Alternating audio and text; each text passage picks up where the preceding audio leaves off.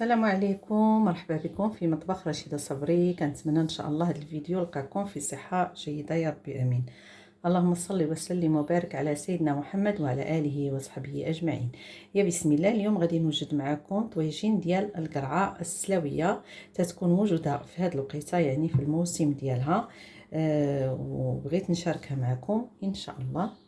يا بسم الله. دابا غادي نديرو التوابل ديالنا. هذا الكركم والخرقوم عرق، المهم نتوما كديروا على حسب المقياس ديال الكميه اللي غادي ديروا ديال اللحم اولا ديال السلاوي. معلقه ديال البزار، معلقه صغيره. طبعا الملح على حسب الذوق، ما تكثروش الملح بزاف حيتاش السلاوي ما تياخذش الملحه بزاف. بصله تكون غير موين، ماشي كبيره بزاف، على حسب كما قلت لكم المقدار ديال اللحم. شويه ديال القزبور والمعدنوس وجوج ضروسه ديال الثومه هكا محكوكين. شويه ديال سكينجبير، يعني نص معلقه صغيره ديال سكينجبير، نص كاس ديال زيت الزيتون. صافي. دابا ملي درنا كاع التوابل كلهم مع اللحم، غادي نخليو شويه تيتقلى، تنشعلوا عليهم العافيه وكنخليوه شويه كيتقلى.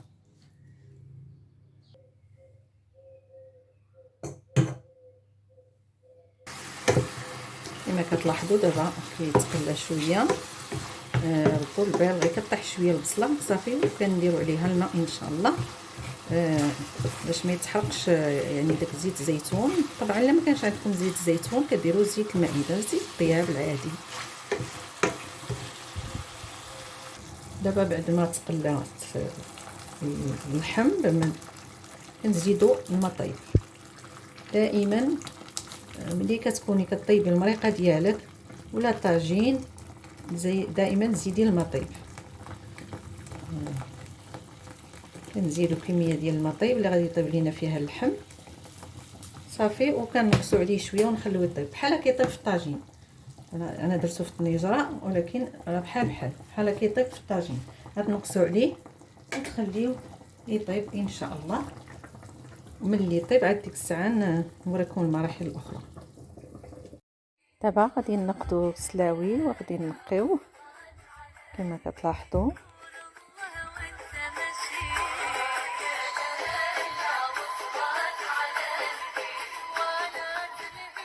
بعد ما نقيناه غادي نقطعوه هكا طريفات، وغادي نحيدوا ليه القلب ديالو وغادي نديروه في الماء باش ما يكحالش.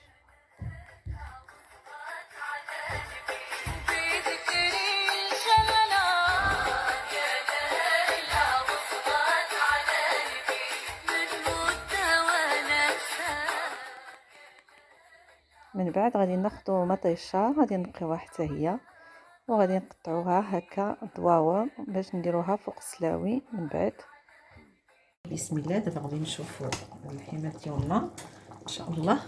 هما دخل فيهم الطياب، يعني ما بقى لهم والو، غادي يطيبوا. غادي نزيدوا عليهم دابا السلاوي، يعني القرعه السلاويه.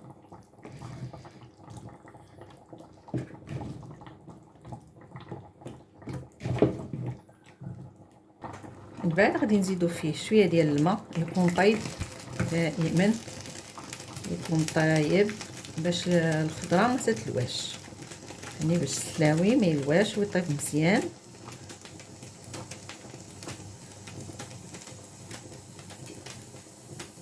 شتي كيفاش كتلاحظوا انا كنزيد في الماء وهو تيغلي. دابا غادي نديروا هاد المطيشه اللي درناها دواور هكا.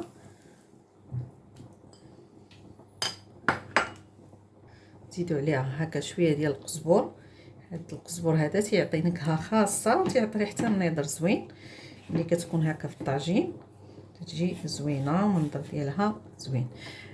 طبعا كتذوقوا البلول باش كتشوفوا كتذوقوا هذاك المرق.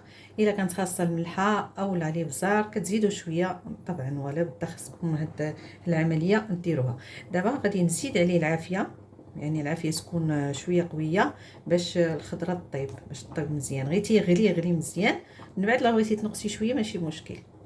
طبعا هاد العمليه هذه اللي قلت لكم انا تنقولها لكم، هي ملي كتكون نيجره فوق البوطه، اما الا كان فوق الفاخر طبعا كيبقى يطيب على خاطرو. الطاجين كيعطيه واحد السخونيه يعني مزيانه باش السلاوي تيطيب على خاطرو.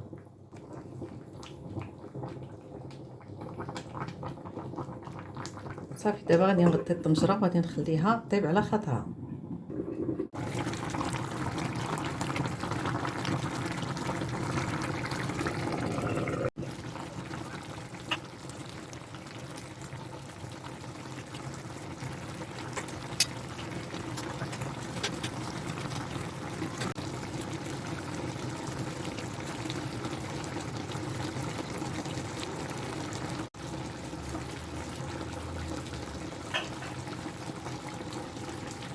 صافي دابا المريله ديالو قادت والسلاوي طاب.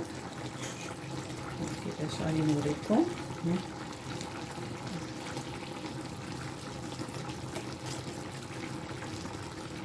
شتي هذا ملي تيدخل الموس بسهوله، يعني الخضره طابت.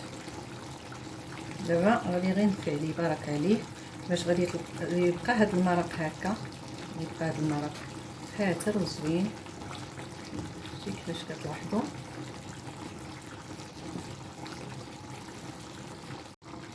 يا بسم الله. دابا غادي نحطو شويه من الطاجين كما كتشوفوا، يا تغزاله المريقه وخاتره كتشهي.